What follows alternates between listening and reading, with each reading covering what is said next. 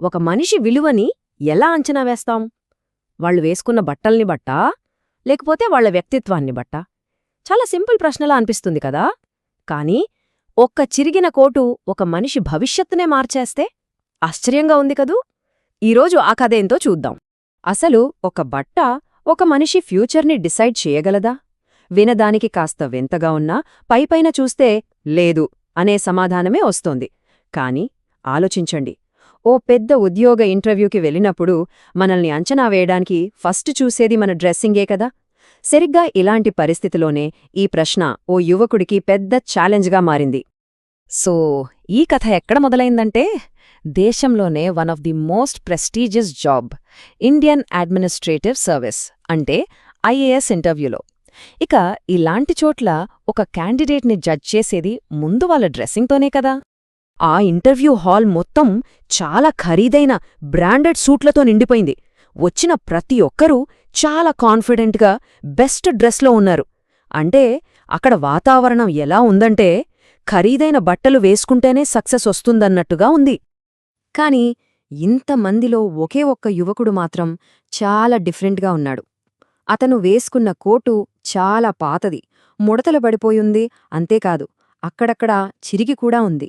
అయినా సరే అతని ముఖంలో టెన్షన్ అనేది కొంచెం కూడా లేదు.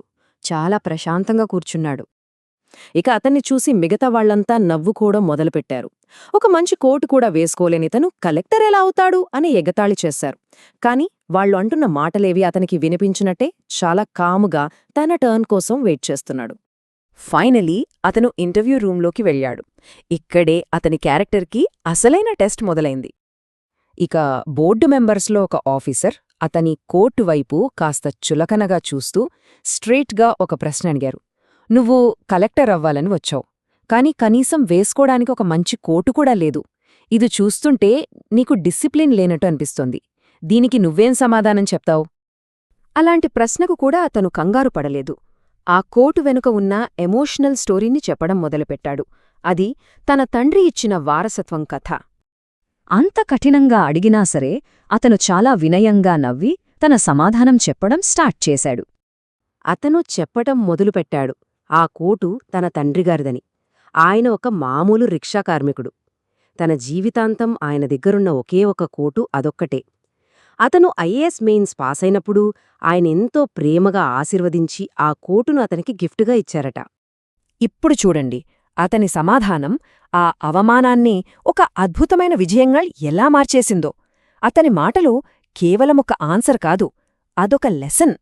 సర్, ఈ కోటు కేవలం ఒక బట్ట ముక్క కాదు. ఇది నా తండ్రి కష్టం, ఆయన త్యాగం, నామీద ఆయన పెట్టుకున్న నమ్మకం. ఈ కోటు చిరిగి ఉండొచ్చు, కాని నా లక్ష్యం ఎప్పుడూ చెక్కుచెదరలేదు. ఈ కోటును చూసిన ప్రతిసారీ నాకు నా బాధ్యత గుర్తొస్తుంది, అవమానం కాదు. ఆ మాటలు వినగానే బోర్డు మెంబర్స్ అందరూ ఒక్కసారిగా సైలెంట్ అయిపోయారు.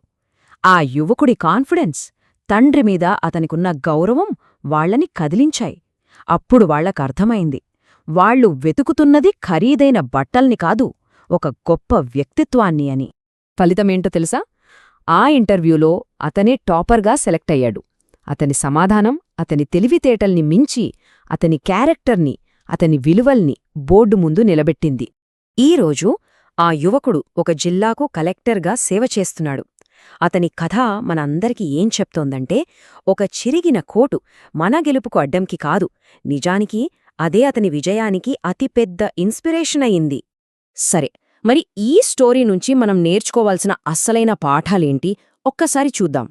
ఈ కథ మనకు చాలా క్లియర్గా కొన్ని విషయాలు నేర్పుతుంది. ఫస్ట్, మనిషి విలువకు పైకి కనిపించే రూపం కొలమానం కాదని అతను ప్రూవ్ చేశాడు. రెండోది, అతని తండ్రి కోట్లాగే మన తల్లిదండ్రులు మనకోసం చేసే త్యాగాల్ని ఎప్పటికీ మర్చిపోకూడదు. మూడోది, అందరూ ఎగతాళి చేస్తున్నా అతని సెల్ఫ్ కాన్ఫిడెన్సే అతనికి అతిపెద్ద వెపన్ అయింది. ఇక ఫైనల్గా అతని క్యారెక్టర్, హార్డ్ వర్క్ ఇంకా అతనికున్న లక్ష్యమే అతన్ని సక్సెస్ వైపు నడిపించాయి. సరే, ముగించే ముందు ఒక ప్రశ్న. ఆ యువకుడికి వాళ్ల నాన్నగారి కోటు ఒక బలాన్నిచ్చింది. మరి మన జీవితాల్లో మనకి బలాన్నిచ్చే అలాంటి చిహ్నాలేమైనా ఉన్నాయా? మనతో పాటు మనం మోసుకెళ్తున్న ఆ సింబల్స్ ఆఫ్ స్ట్రెంగ్త్ ఏంటి? ఒక్కసారి ఆలోచించండి.